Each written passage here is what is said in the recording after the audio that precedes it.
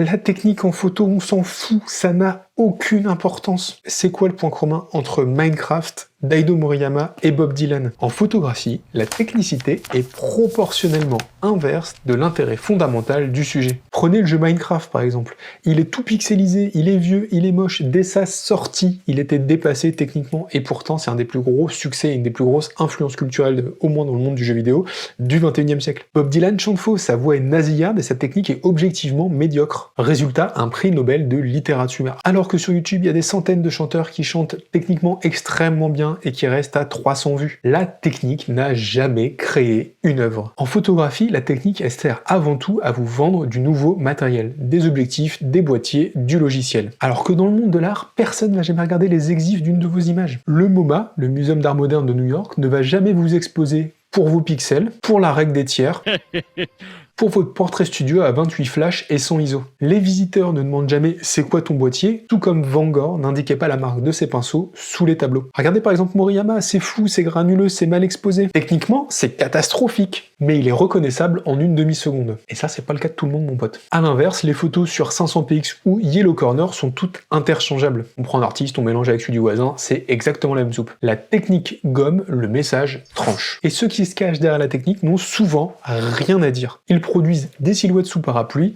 des photos de portraits où on peut compter les pores et des cadres vides où il se passe absolument rien. Alors pourquoi 90% des magazines photos ne parlent que de matériel ?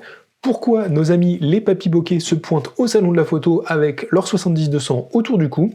Bonne question. Parce que la technique est une coquille vide et une coquille ça rassure quand on n'a rien à montrer. Quelque part, la technique est un substitut socialement acceptable au vide.